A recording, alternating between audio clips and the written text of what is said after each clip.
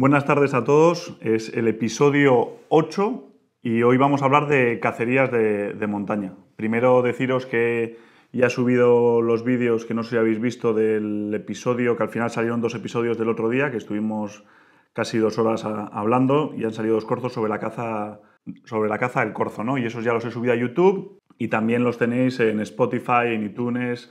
Y la verdad es que me gustaría saber vuestra opinión de dónde estáis escuchando o viendo esos vídeos. No sé si solo los veis aquí en el directo o los estáis viendo en YouTube o los estáis viendo en versión audio podcast en las distintas plataformas, ¿no? Y en cuáles, ¿no? También deciros que he sacado una página web para ordenar todo este contenido en castellano, porque la que tengo yo, que no sé si alguno la habrá visto o no, pero que es pedraunpuero.com, es todo en inglés y eran todo más o menos más un portfolio de fotografías y de viajes y tal. Así que he sacado otra página web que se llama pedraunpueropodcast.com, en el que voy subiendo todos estos episodios ordenados. Ahí también pongo los enlaces, que hay veces que aquí igual enseño un producto y me pedís todos, oye, pues ¿qué producto es ese? Pues ahí dejo un enlace en la página web o en los vídeos de YouTube para que podáis visitar esos productos y sepáis. Y también deciros que si en algún vídeo veo algún comentario de alguien que me pregunta, oye, ¿podrías decir dónde encontrar la tabla para buscar la flecha no sé qué? Pues también lo pongo en los comentarios del vídeo, ¿no? Y antes de nada, antes de que empezar, mucho ánimo a todos con el confinamiento. Parece ser que empezamos a ver poco a poco la luz, aunque yo estoy realmente triste por cómo se está tratando a la caza en las distintas fases del desconfinamiento, porque al final, en comparación con otros países que lo tratan como un bien de primera necesidad, lo están tratando casi como de lo peor, ¿no? Porque ahora mismo la caza yo creo que se abriría en la fase 2, o sea que todavía quedaría hasta todo este mes para poder ir a cazar. Y yo ya no me meto, me parece que tiene su sentido que solo puedas cazar en tu provincia, y lo digo yo que cazo en otra provincia, o sea que yo no voy a poder cazar hasta finales de junio, en teoría, si todo va bien, que también se pueden torcer las cosas y puede haber repuntes y se puede retrasar más, ¿no? Pero me parece que tiene sentido que no puedas andar viajando a otras provincias porque al final estás intentando limitar el volumen de movimiento de gente y de mover los contagios, etcétera. Pero lo que no me parece que tenga mucho sentido es que te dejen ir a correr, ir a entrenar, ir a un bar, ir a una biblioteca, ir a pasear cerca de tu casa mucho antes que el poder ir a cazar, ¿no? Que vas a cazar solo, aunque te limiten la distancia, ¿no? O sea, en tu provincia, pero que vas a cazar solo, joder, vas a cazar carne, vas a controlar las poblaciones, que es necesario, y que estén tratando la caza de esa forma. O sea, porque yo eso entiendo que no te puedas ir a la otra punta de España, pero joder, pero si vives en un pueblo y puedes cazar en tu pueblo, ¿por qué no, no? Entonces, no sé, a ver si rectifica, pero tampoco me voy a poner a hablar de política porque no vamos a sacar nada bueno, ¿no? Entonces, lo que a raíz de la consulta que os realicé parece ser que hay mucho interés sobre la caza de montaña y yo creo que venía fenomenal hablar hoy de caza de montaña porque el domingo lanzamos un vídeo de la caza en el Cáucaso, en la parte rusa, que cazamos el Tour de Kubán y el Rebeco del Cáucaso, ¿no? Lo vamos a sacar en 2 partes porque si no queda un poco el vídeo un poco largo. Y como el domingo sacamos la parte del Rebeco, pues oye, pues qué mejor momento para hablar de la caza de montaña. Y luego, en general, aclarar que no lo había dicho en ningún vídeo, que todo esto que hablo es mi opinión personal. O sea, yo no soy el mayor experto del mundo, o sea, hay cosas que igual hay gente que tiene otra opinión o ha tenido otras experiencias, entonces que tampoco quiero dictar que parezca que todo lo que digo es la cierta absoluta, ¿no? Es mi experiencia y hay 1000 opiniones y por favor que la gente comparta su opinión, o sea, que al final yo no tengo la razón siempre, entonces comentarlo, dejarlo en vuestros comentarios y participar porque yo creo que con eso nos puede permitir crecer todos juntos, ¿no? Y sobre la caza de montaña empezar diciendo que es mi pasión. Yo creo que la sensación de libertad que te da la montaña es lo que más enamorado me tiene y creo que el lema del Culminum Magister, que es una asociación española de cazadores de montaña, engloba muy bien el sentimiento de la caza de montaña, ¿no? Que es la soledad, el silencio y el esfuerzo, ¿no? Y yo creo que todos los que hayamos cazado en montaña hay algo muy especial que nos atrapa totalmente, ¿no? Yo empecé cazando sobre todo en el Pirineo aragonés, y yo creo que la primera cacería que hice con mi padre tras los Sarrios allí en el valle de Ansó, pues no sé si tendría 12 o 14 años, y desde entonces intentamos ir todo lo que podemos al Pirineo, pero también las circunstancias de la vida y lo que me gusta pues me ha llevado a viajar por todo el mundo, y tanto con rifle como con arco, cabras, carneros, un poco de todo, ¿no? Y ojalá lo podamos seguir haciendo muchos años más.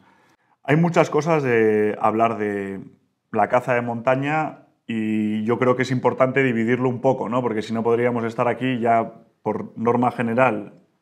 Los directos estos se extienden un poco, y luego la edición también de ellos me lleva bastante tiempo. Entonces, por intentar acotar un poco, yo creo que hoy vamos a hablar de lo que es las cacerías o los distintos cacerías de montaña y qué cosas tener en cuenta sobre los distintos tipos de cacerías.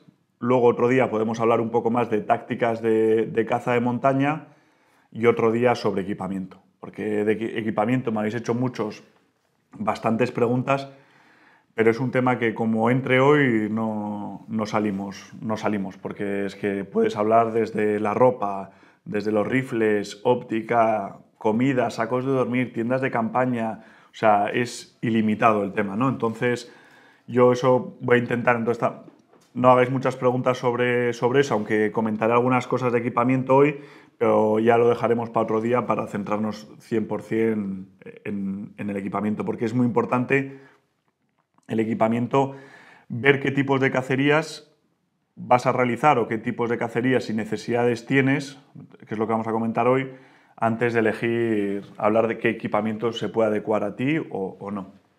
Por empezar, ¿qué hace diferente la caza de montaña un poco de otras cacerías, ¿no? Yo creo que un factor que la hace muy distinto es la dificultad del terreno. O sea, la montaña, el terreno es muy difícil en dos sentidos, ¿no? En el cansancio, o sea, las facultades físicas son muy importantes, entonces hay que estar en buena forma física para poder cazar a gusto. Entonces es muy importante el entrenamiento, que me habéis preguntado bastante gente qué tipo de entrenamiento hacer. Y luego, respecto a la dificultad del terreno, también el tiempo que te lleva hacer una entrada, ¿no? O sea, yo si lo comparo con caza de bosque o caza en terrenos más suaves, joder, pues es que la montaña igual una entrada te puede llevar 3, 4 horas. Entonces, el esfuerzo físico y el tiempo que requiere, pues me parece muy diferenciador, ¿no? Y sobre el entrenamiento, yo creo que lo más importante sobre el entrenamiento es una modalidad que exige estar en forma, y sobre todo exige estar en forma para la montaña, ¿no? O sea, hay mucha gente que igual quiere ponerse en forma y voy a cazar en montaña y se pone a hacer bici estática. Oye, pues que viene fenomenal, porque al final vas a estar en mejor forma, vas a perder peso, vas a ganar capacidad pulmonar, pero es importante entender las necesidades de la montaña, ¿no?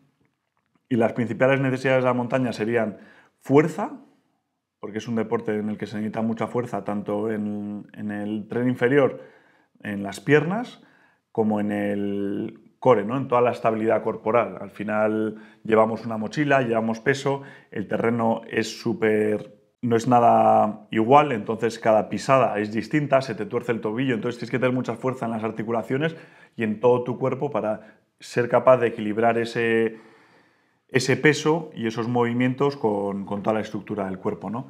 Entonces, para entrenar eso, al final, pues tienes dos opciones, ¿no? Pues si la gente que tiene acceso de salir al campo a entrenar, pues salir a la montaña, o también hacerlo en el gimnasio, ¿no? Se pueden hacer ejercicios de fuerza para ganar fuerza en las piernas, sentadillas, hay 1000 ejercicios que podéis ver en internet para fortalecer esa fuerza de las piernas, porque al final cada vez que pisamos estamos levantando todo nuestro peso corporal más el de la mochila, así como de core para ganar estabilidad en la tripa y en la espalda para lo que decía, ¿no? Y luego también, aparte de lo que es la fuerza y la estabilidad, es súper importante la resistencia. La caza es un deporte de resistencia, o sea, son muchísimas horas en el campo y el entrenamiento de resistencia no tiene nada que ver con el entrenamiento de velocidad o explosividad, ¿no? Entonces, es importante buscar sesiones de entrenamiento largas en las que podamos trabajar esa resistencia y todas esas horas que vamos luego a estar cazando, ¿no? Por eso yo creo que aquel que pueda salir a andar en la montaña y andar haciendo desnivel sería lo mejor. Si no puedes hacer desnivel, pues igual, oye, un sitio con escaleras o algo, pero trabajar ese desnivel. Y si queremos añadir dificultad, ir metiéndole un poco de peso en la mochila. Sin tampoco pasarnos, depende un poco también qué tipo de cacería vas a hacer. Hoy, si te estás preparando para una cacería backpack en la que vas a estar llevando 40 kilos o 30, pues tendrás que acostumbrarte a llevar ese peso. Entonces, intentar entrenar de la forma más realista que creamos que vayamos a aplicarlo luego en el campo, ¿no? Y si podemos usar el mismo material con el que vamos a cazar, mejor, porque es un clásico la gente que estrena botas en cacerías o que te pregunta cómo ajustar la mochila el día antes de irse a una cacería. Pues la mochila al final tienes que usarla durante varios días y con con un cierto peso en la mochila para poder adaptarla a tus necesidades y que no te creen rozaduras, que vaya cómoda y buscarle el punto ahí óptimo, ¿no? Uno de los entrenamientos que a mí me gusta hacer muchísimo es el de subir montaña con botellas de agua. Con el agua al final añades mucho peso en la mochila fácil y al llegar arriba puedes vaciarlas y bajar sin peso para intentar no castigar mucho las articulaciones. Pues al final las articulaciones con el tiempo sufren mucho y al igual que cuando corres, sobre todo la gente que tenemos un poco más de peso, las rodillas se pueden castigar bastante, pues oye, pues vamos a trabajar a andar, desnivel y añadirle un poco de peso. Es muy interesante eso, al final es súper importante estar en buena forma física, pero como mencionáis alguno, todo es cuestión de cabeza. O sea, la cabeza es la que manda y si habéis estado en alguna situación un poco complicada, os daréis cuenta que la cabeza os va a sacar de muchísimos sitios pensando que igual era imposible que físicamente llegaseis a estar a la altura, pues la cabeza manda, ¿no? El 90% es todo cabeza, ¿no? Y luego respecto a deportes específicos como el CrossFit, pues a mí el CrossFit me parece que ayuda muchísimo, entrenas mucha fuerza y yo lo estuve haciendo un par de años o así y la verdad es que me gustaba mucho, pero sí que me da miedo y dependiendo mucho de qué box, de cómo se estimula o cómo se hacen esos ejercicios, ¿no? Que muchas veces se prioriza la velocidad, las repeticiones y la intensidad por encima de la técnica, ¿no? Entonces yo veo mucha gente que levanta el peso sin la técnica requerida y eso te puede llevar a una lesión. Entonces a mí llegó un momento que me pico muy fácil y dije, pues oye, como soy un picón, al final me voy a acabar lesionando por intentar, por las ganas de competir, ¿no? Entonces me quité del CrossFit y ahora estoy entrenando con Íñigo, un entrenador de aquí que es más específico y que me prepara ejercicios un poco más específicos a lo que yo hago. Y luego sobre el entrenamiento de la máscara de altura, que algunos me visteis el otro día entrenando con ella, al final lo que hace la máscara de altura es tiene unas válvulas que lo que hacen es incrementar la resistencia del aire para que tú tengas que abrir y forzar más los pulmones para hacer que el mismo volumen de aire entre en tus pulmones, ¿no? Con eso lo que se intenta trabajar con la máscara esta es que fortalece el diafragma y la capacidad pulmonar para que tú, en situaciones de altura en las que tienes que respirar, coger más volumen de oxígeno, porque hay menos cantidad de oxígeno en ese volumen, tus pulmones tengan una mayor capacidad de coger ese oxígeno. Hay muchas teorías sobre la máscara y realmente no está muy demostrado sus beneficios y no hay demasiados estudios que lo demuestren, porque al final también es importante que se recomienda cuando haces entrenamientos de alta intensidad, entrenar sin máscara y dar lo máximo en ese entrenamiento para rendir al máximo y que tu cuerpo se esfuerce todo lo que da de sí, más que ponerte la máscara y no poder rendir al 80%. Yo la uso sobre todo, por ejemplo, andando con la mochila, con el peso, que realmente pues no me suben las pulsaciones y estoy respirando bastante normal, por mucho que haya pendiente y tal, pues me la pongo para intentar fortalecer un poco más esa capacidad pulmonar. Pero realmente si quisiéramos ampliar la capacidad pulmonar habría que hacer más entrenamientos de apnea y cosas de esas. Bueno, visto que está la dificultad del terreno, que es lo que hace un poco diferente la caza de montaña, hay otra cosa también que me parece que es bastante distinta sobre otras modalidades de caza, que es que generalmente son más de un día, que no son jornadas de mañana o de tarde, sino que es una jornada de día entero. Con eso, ¿qué implicaciones tienes? Es que no hay retirada. O sea, tú sales por la mañana y vuelves por la tarde y no hay retirada posible. O sea, si llueve no es como cuando estás cazando corzos o la berrea, o si tienes frío, tienes algún problema que probablemente en una hora o dos te puedas estar metido en el coche.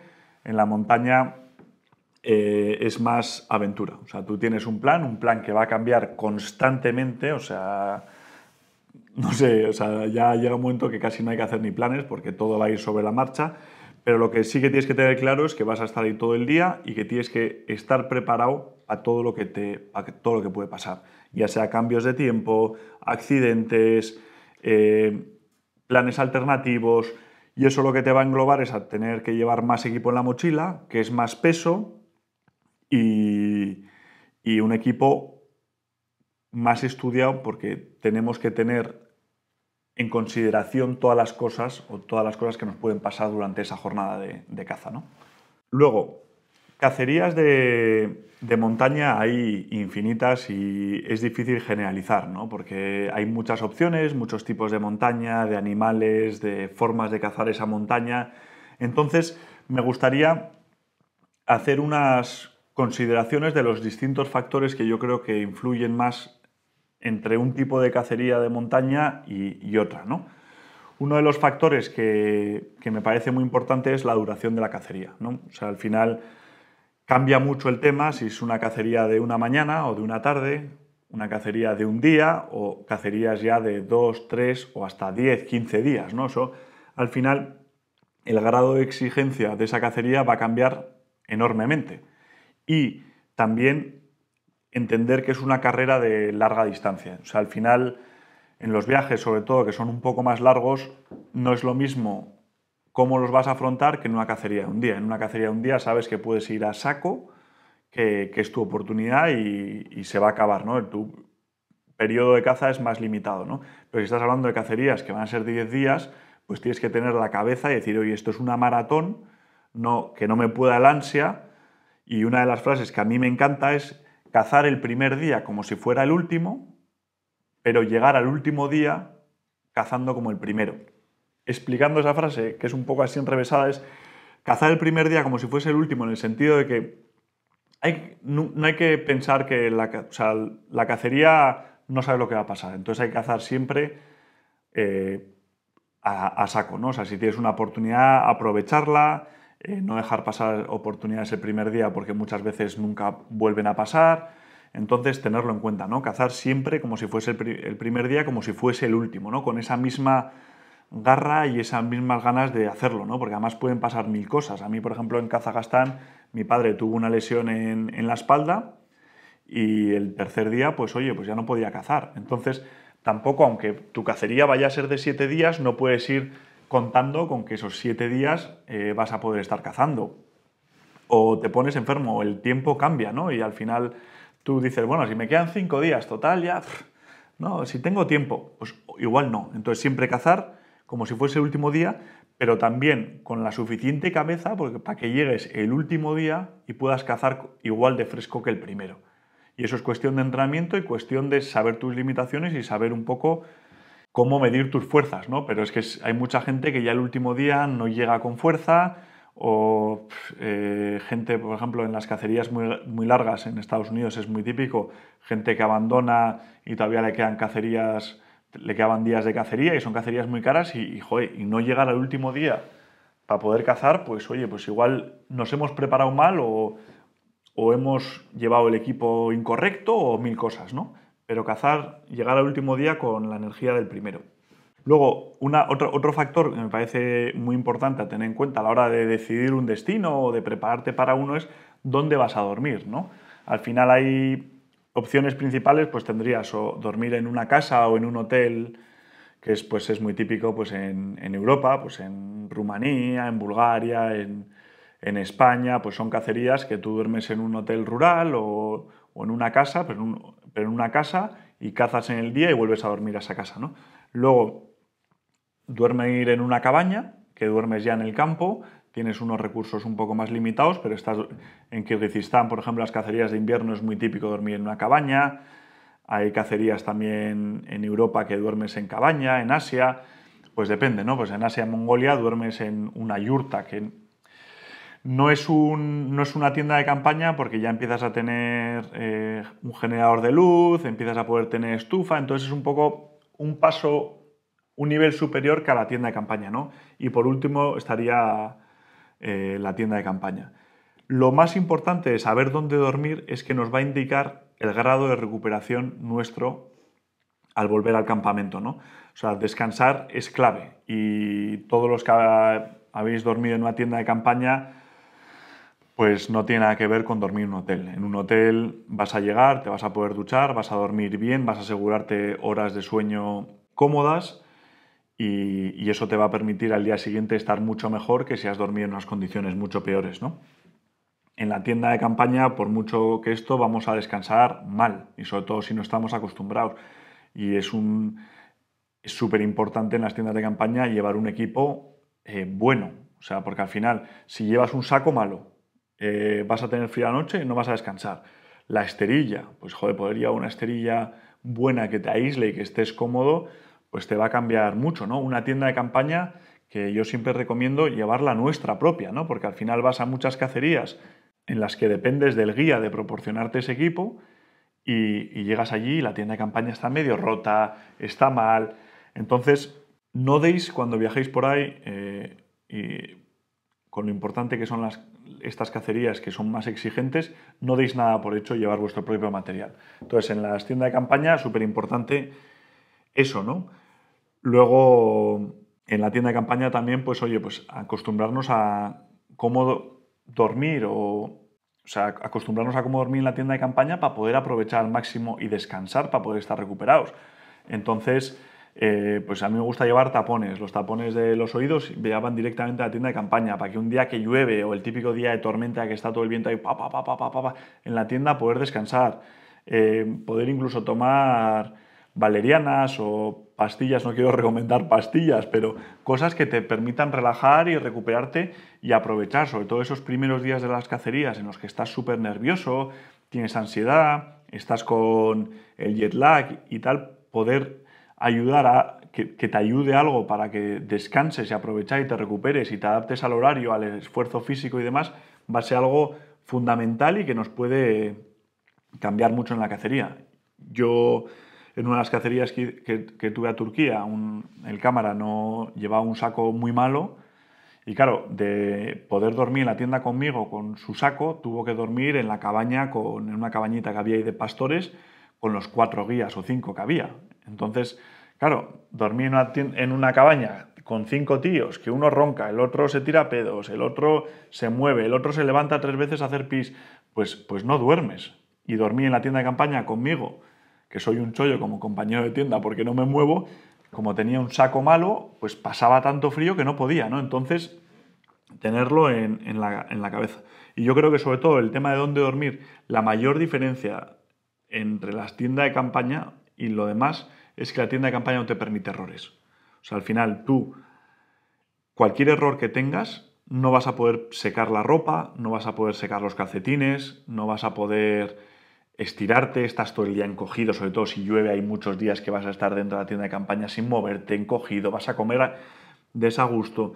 Entonces, la diferencia yo creo que es brutal y los que no hayáis cazado en tienda de campaña durante varios días, os lo recomiendo porque el nivel de aventura y de emoción y de todo, a mí me parece inigualable, ¿no? O sea, el contacto con la naturaleza que vais a tener es brutal. Otro factor muy importante a la hora de ver que los tipos de cacerías, ¿no? Es el tipo de acceso, ¿no? O sea, al final podemos acceder con un vehículo, podemos acceder con un caballo o andando. Y la diferencia es brutal, no solo en el esfuerzo que requiere ganar la altura, pero también en las distintas cosas que vamos a poder llevar, ¿no? Al final, si hacemos incluso un campamento de tienda de campaña, pero llegamos en coche, pues vamos a poder llevar todo tipo de lujos. O sea, vamos a poder llevar mucha comida, vamos a poder llevar una estufa, vamos a poder llevar sillas. O sea, hay gente que no valora las sillas, pero cuando llevas 10 días sentado así,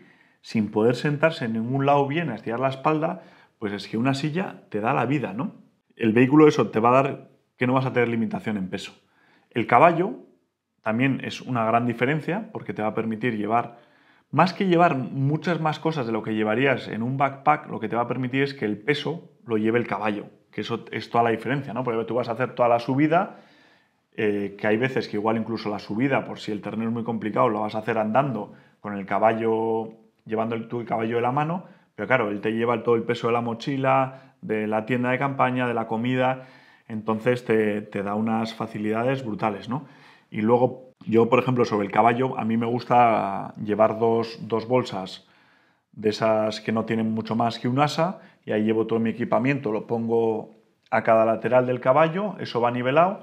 Luego me gusta poner lo que es la mochila en la parte de atrás del caballo, de tal forma que al final no la tienes que estar cargando, no te va pegando con la silla, con los hombros y tal, y vas mucho más descansado.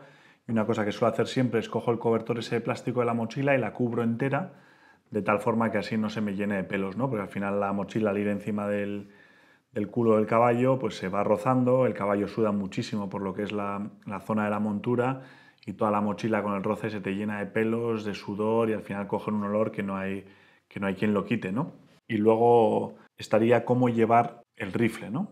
Llevar el rifle a la espalda es peligroso, o sea, al final si te caes, tener todo el hierro ahí en la espalda o el arco es muy peligroso, y llevarlo en el caballo va a ser mucho más cómodo. Precaución, que cada vez que te bajes del caballo tienes que quitar el rifle, porque al final es muy típico que te bajas del caballo, aunque sea 5 minutos, para estirar las piernas, para hacer un pis o lo que sea, y en esos 2 minutos el caballo se tumba por el suelo, se restriega pues porque le pican las moscas o lo que sea contra el suelo y te rompe el rifle o el arco. Entonces, cada vez que nos bajemos, pum, sacar el arma y volvernosla a poner. Pero es muy peligroso, yo creo, que llevarla en la espalda, y yo lo he hecho muchas veces, sobre todo con el arco, que muchas veces es muy difícil no llevarlo tú, ¿no? Así como el rifle, es muy recomendable dárselo al guía porque el guía no se va a caer.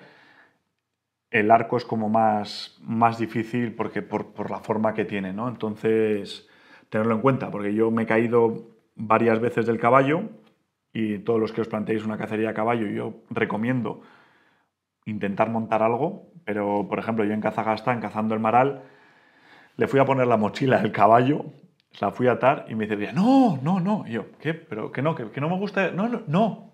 Este caballo es que es un poco especialito. Y yo, ¿cómo? Sí, es un poco sensible. Y yo, ya esto no me gusta, porque al final hay caballos, he encontrado caballos súper dóciles y caballos como ese, ¿no? Que ese caballo, o sea, una cosa súper asustadizo. Y hubo un día que, llegando al campamento, los caballos, cuando conocen el campamento y la ruta, pues estaríamos a 1 kilómetro, y ya le cambió el chip y dijo, ya estoy llegando a casa.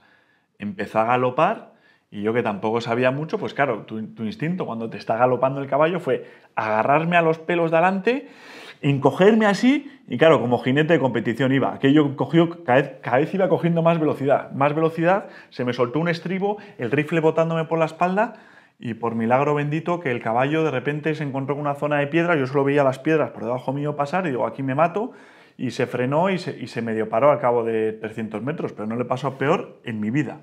Y en el Yukon, con mi padre también, en otro viaje, pues íbamos en Canadá con la típico que va el guía como con 6 caballos detrás, ¿no? Iba así con 6 caballos, llevábamos ya, pues no sé, 5 días de cacería, que nunca me olvidaré la frase del guía el primer día de la cacería, cuando llevamos, pues no sé, 1 hora a caballo, y claro, estás ahí en el Yukon o en Wyoming también.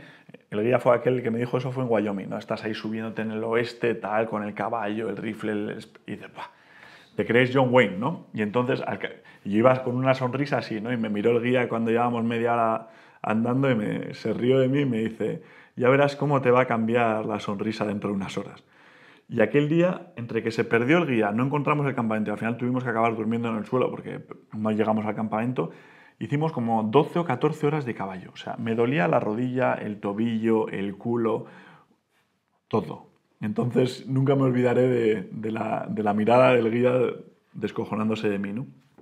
Y luego en el Yukon, pues llevábamos ya 5 días o 6, que es lo peor, ¿no? Porque ya empiezas a creer que sabes montar a caballo, ¿no?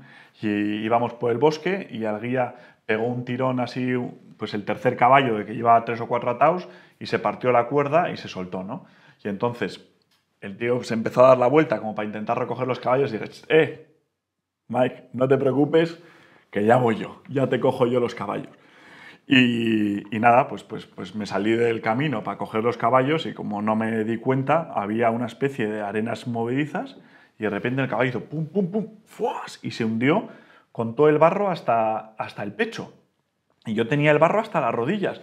Y el caballo se empezó a poner así a dos patas y mi padre se bajó y intentó agarrar el caballo se asustó al ver a mi padre, empezó a ponerse a dos patas y llegó un momento que se cayó hacia atrás y yo me hundí pues medio metro en el barro con el caballo encima. Gracias a Dios que aquello era barro, pero eso me pilla con una piedra, con el rifle en la espalda o con algo y probablemente me hubiese tenido una lesión brutal, ¿sabes? E incluso en aquel viaje del Yukon también, como hacíamos un mogollón de horas y estábamos muy cansados, me llegué a dormir encima del caballo y me caí del caballo andando. Y suerte, pues eso, que tampoco, pues no lleva el rifle encima, porque ahí sí que tienen normalmente en América, suelen tener unas buenas fundas para el rifle en lo que es la silla de montar, pues no llevar el rifle encima me permitió caerme, pues sí, me pegué una buena galleta, me hice daño, pero no fue tanto como podía haber sido, ¿no? Entonces, otro consejo ahí, no os durmáis en el caballo. Al final, lo peor de todos estos sitios es que tú igual entrenas con el caballo en el picadero de aquí, de cerca de tu casa, y claro, te ajustan la silla, te ajustan todo a ti. Pero claro, llegas a Mongolia y es que pareces ahí un gigante, porque el caballo es pequeño, el tamaño de la silla es el tamaño del mongol, que tiene unas patas un palmo menos que las tuyas, y vas como con las rodillas a la altura de tu cabeza, ¿no? Entonces, en esas situaciones, el dolor de rodilla está garantizado, porque es imposible, no puedes ajustarla, ¿no? Y recuerdo en Mongolia también que el primer día que estábamos ahí viendo los caballos, y yo siempre que están viendo los caballos me gusta ver cómo ensillan los caballos para un poco intentar adivinar cuál es el cabrón y cuál no. Y cuando ves al guía mongol que viven literalmente encima de un caballo, que uno de los caballos le tira al suelo, dices, empezamos mal. Eso, pues nada, pues el tipo de acceso, ¿no? Tener en cuenta las grandes diferencias, ¿no? Del caballo, del vehículo o de tener que ir andando, que ya es el esfuerzo de ir andando es brutal. Al final tienes que llevar todo el peso en la mochila. Hay que tener en cuenta que todo el equipo es pesado. El rifle pesa, pues no sé, entre el visor, munición y tal, pues pesará 5 kilos. Le metes un catalejo con un spotting y van a ser otros 3 kilos. Un par de litros de agua, otros 2 kilos. Ropa, comida, por cada día vas a llevar 1 kilo y medio, dependiendo cuántos días vayas. Entonces al final vas añadiendo peso y claro, los backpacks, pues la dureza que tiene tener que llevar todo encima es brutal y son las cacerías que es súper crítico tener muy claro lo que vamos a usar y lo que no.